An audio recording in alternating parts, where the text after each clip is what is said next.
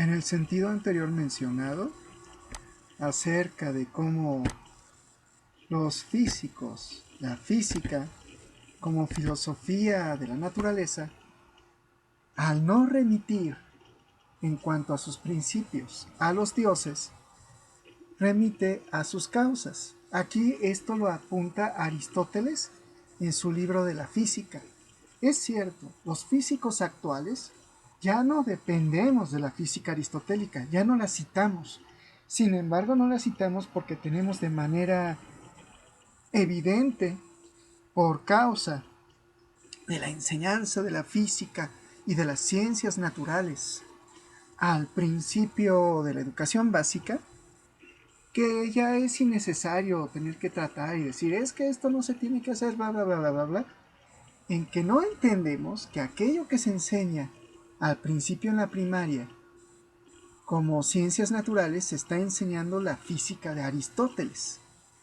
Y en este sentido, pues ya no es necesario tener que remitirnos al respecto. Pero en ocasiones sí necesita uno pues repasar esos conceptos, por lo menos sin saber desde dónde vienen. Bueno, esto viene de Grecia y viene en particular de Aristóteles, que voy a leer lo que dice a continuación. Puesto que en toda investigación sobre las cosas que tienen principios, causas o elementos, el saber y la ciencia resultan del conocimiento de estos, ya que sólo creemos conocer una cosa cuando conocemos sus primeras causas y sus primeros principios, e incluso sus elementos. Es evidente que también en la ciencia de la naturaleza tenemos que intentar determinar, en primer lugar, cuánto se refiere a los principios. Obsérvese que todo esto que está diciendo Aristóteles, al remitir a causas, ya no refiere a los dioses, pero esto puede venir por parte de Parménides, quien influye a Sócrates y a su vez a Platón en querer llegar a la aletheia. Para decir que se quiere llegar a la aletheia, se está queriendo llegar a lo verdadero en cuanto a las causas y principios de todas las cosas, a la que hace referencia este propio Aristóteles. En este sentido, a la idea fundamental, donde esta idea fundamental para el propio Parménides no ha de tener diferencia, no ha de devenir, a diferencia de Heráclito, en que para Heráclito sí hay un devenir, sí hay un cambio de todas las cosas, en que a Heráclito le debemos, en cuanto a la física y la filosofía como filosofía de la naturaleza, el no referirnos ya a los dioses como explicación.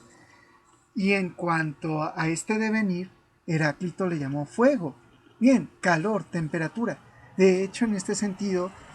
todavía en la actualidad dependemos de Heráclito cuando tratamos sobre conceptos como calor y entropía, que ahora, ya después de siglos y siglos, están expuestos en la primera ley de la termodinámica, donde aquello que para Heráclito el oscuro tendría que tener referencia al fuego,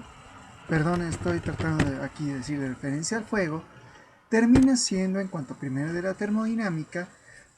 referente, o mejor dicho, referido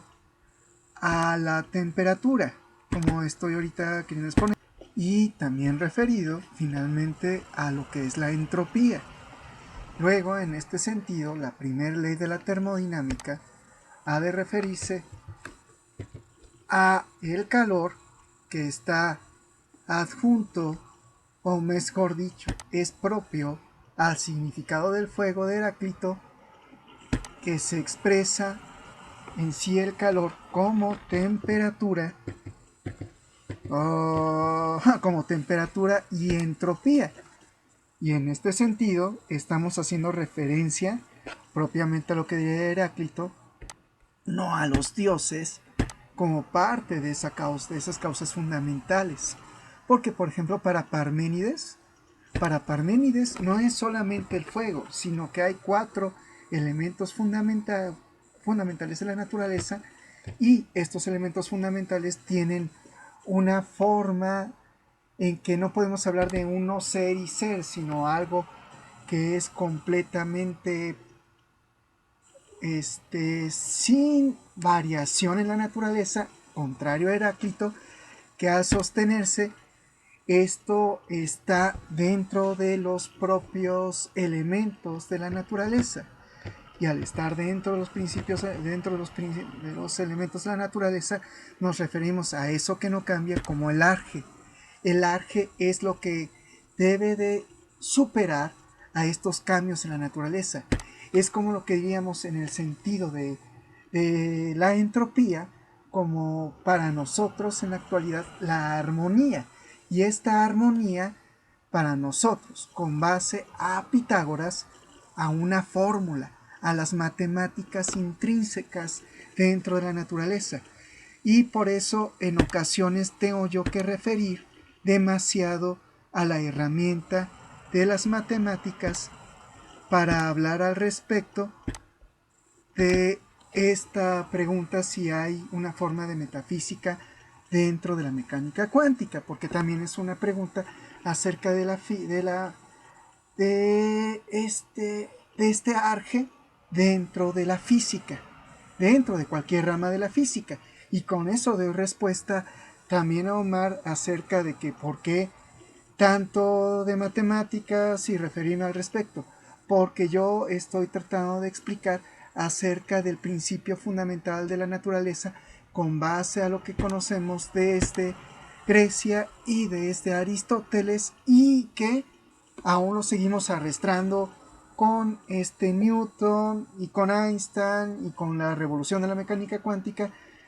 en usar a las matemáticas para poder